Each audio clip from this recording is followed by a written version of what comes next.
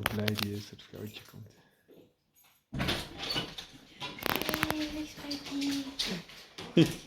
Hij is zo blij om jou te zien. Hey, tegen mannetje.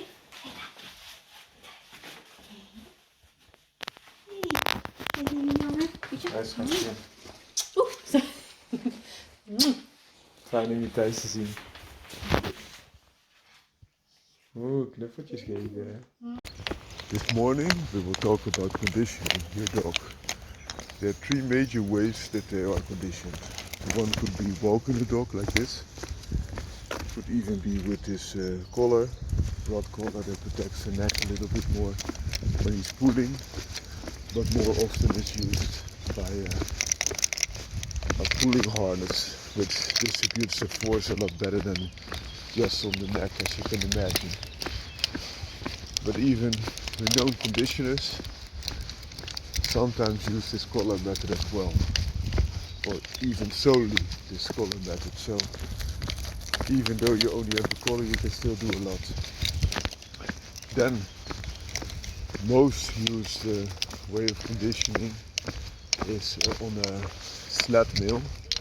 So a mill comprising of sleds that's quite free spinning. So this means you can get high speeds with little resistance. So build very high endurance. This is a premium way to condition your dog. But that being said, I think also conditioning your dog is good that you are outside and give it also mental experience and experiences instead of just the physical exercise. But mill work very often gives you extreme condition, and also the conditions are controlled. So for example, if you're preparing for a sporting event and your dog is running through the fields and it hits some glass or something else that strains its wrist or ruptures a part of its skin or a muscle, then you will be in big trouble because the sporting event time will not reschedule that easily, and if ever. So that's the point why this sled mill work is very highly regarded. Another cheaper example could be that you have a carpet mill. A carpet mill offers more resistance, it's less free spinning, and is a lot cheaper, of course. Cheaper components, and can still work very well. So if you have a sled mill, you can also increase the resistance by giving it an angle, so a sloping angle forwards. So an increasing angle from the front view of the dog, and this can benefit, of course, because then the dog has to run uphill and can also increase muscle mass. That being said, a sled mill, because of the higher resistance, will take a lot more toll in general, and also sled mills are oftentimes on the slope. So it's a different type of conditioning. The sled mill giving you the free running capabilities, and the sled mill giving you so much more resistance that they build more explosive muscles. So same principle, but can be completely on the other end of the spectrum in conditioning purposes. You also have something that's called the jenny, and then, for example, if this tree is the middle of the jenny, you have a circle around it, and the dog is chasing then, for example, what he thinks is a prey over the track. But the drawback is, of course, because they make the turn every time the same way, that they will develop and not say this? There's a disbalance between the left and the right, so it's not symmetric. That was the word that I was looking for. So that could be a drawback. You can cope with that by switching from one side to the other side. So instead of just going this route, you can also let them go the other route after a while to switch it up. This will help you tremendously. With a Jenny, the biggest thing is that you need space, because you want the circle to be quite broad to decrease the strain on the dogs, because the smaller the circle, of course, the tighter the turns are. It's like NASCAR racing. If it was a very tight circle, you cannot get to speed, and you will only have these turning capabilities all the time. So that are the main things for conditioning your dog, and oftentimes they are also mixed up, so that you have a little bit of one and a little bit of the other. Also flirt pole work is done, or your dog pulling on the spring that's attached, for example, on the tree, or a bigger tree, or especially a wall, and then the dog pulls down.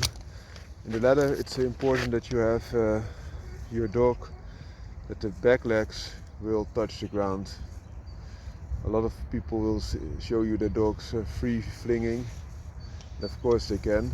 They are very strong and they can do that, but it's not the best for the dog. It's good that they have some bottom under their, at least under their back legs. So I hope you like this video. Have a great day. Good morning.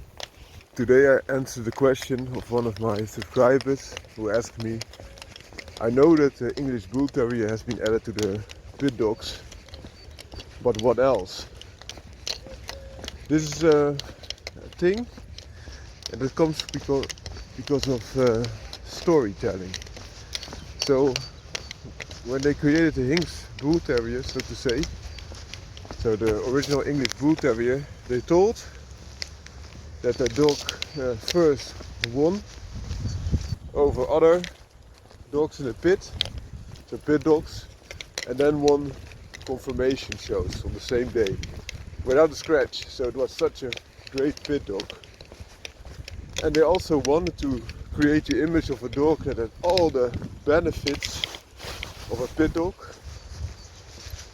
So also the boldness and the strength and tenacity, but was more of a beautiful white specimen. But this is untrue. The English Bull Terrier was originally developed as a show dog. A show dog and also a protection dog for people especially. Whereas normally Bull and Terriers, where it was derived from, were more people friendly and dog aggressive. The English Bull Terrier was a little bit different developed.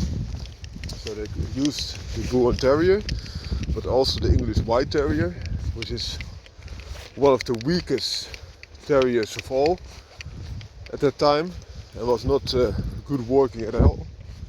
And some other breeds, such as for example Dalmatian, but they also said that the Borzoi, another running type of dog, was added. I don't know. The Borzoi has a down face, a little bit like the English Bull Terrier, but the English Bull Terrier of the past didn't have this clownesque down face that you see now in show dogs. So it is further deteriorated in functionality. That being said, Bull and Terriers were also created by bulldog blood, fighting bulldog that is, and working terriers. So a little bit more terrier blood doesn't mean that it cannot perform, but it will perform less than the half and half Bull and Terriers it was derived of. And those Bull and Terriers also developed into a show breed, namely the Staffordshire Bull Terrier, because the Bull Terrier name was already fixated on this English Bull Terrier, or the White Bull Terrier, also known as the White Cavalier. So, that being said, it's an never some Bull Terrier blood introduced in pit dogs. This is not true at all. And why is this? Especially on the islands, you want to have the best dogs performing. And if, for example, in Ireland, there's still kept dogs that needed to perform just as more before being recognized. So also the Bull Terriers there were a lot better than those that were purely used as a show dog. So that's one. The other thing is that by mixing two breeds, and both breeds are quite bold, you can have a similar type as the parent dogs, but increase the heterosis. So we call this also in Dutch bastaardkracht, so the power of the bastard, so to say. And those genes are then just adding up and filling again the gaps that were created by interbreeding or inbreeding a lot in the past. And examples of this are the champion Stormer dog, an Irish dog that even beat one of the best, if not the best, champion Psycho, which is one of the best, if not the best, Staffordshire Bull Terrier, in this case of Irish lines. That in order of performance and not show.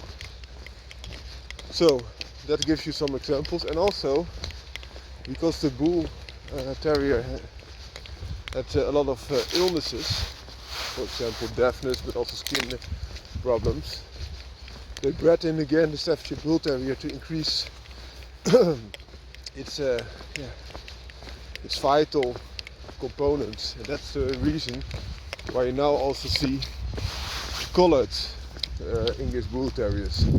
So also the English Bull Terrier has gained some additional Staffordshire Bull Terrier blood along the line. So not only the Bull Terriers of the pits that they used, but also this new injection of blood. So those are some reasons. And also if you look in American history, because we talked about the islands, that there are some that have a little bit of English Bull Terrier in their blood. Even the champion Psycho dog had like, I think, 1/32 part of English Bull Terrier in it. But there was just so much to lose, a lot different than the champion Stormy dog. And if you look at those interbred dogs, so crossbred between performance Staffordshire Bull Terrier and performance Bull Terrier, they have a long snout and a little stop and have an enormous strong jaw very often. So that gives you some additional benefits, also in reach. Then back to the American pit dogs. There are some breeders known that created American Pit Bull Terriers of game lines that also had quite a lot of appearance of the English Bull Terrier in it. And that was because some breeders bred both. So for example, American Pit Bull Terrier, but also the English Bull Terrier. And those were then interbred, sometimes perhaps an accident, but I can also imagine this is done purposely because of the increase in heterosis. At this time and age, I don't think this is happening anymore, or very little, because has evolved so much. They have so many different lines that you can outbred to. The world has become a lot smaller, and it's very easy to get access to other bloods. Also, you could have semen flown in from the other side of the world, or just buy a dog from the other side of the world if needed to bring in the best in your dogs. So that being said, there are also some modern initiatives. For example, the Staffordshire Italiano, which is carrying especially Staffordshire Bull Terrier blood, but also some English Bull Terrier blood. So those are the two main sources of genetic material. It's almost 50-50, but they also bred in a little bit of American Pit Bull Terrier again, so a modern game dog instead of those game dogs of the past.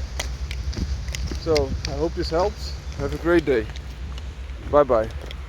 Oh, the dog here underneath is a Patterdale Terrier, so smaller Terrier type, also carrying a lot more Terrier type, and is there, as the name implies, Terrier and Earth dog, to go against foxes and badgers, nutria, so those are big rats, but also in some countries raccoons or even hawk. But for hawk especially, this dog is not developed. It's just the bravery that sets them apart. Have a great day.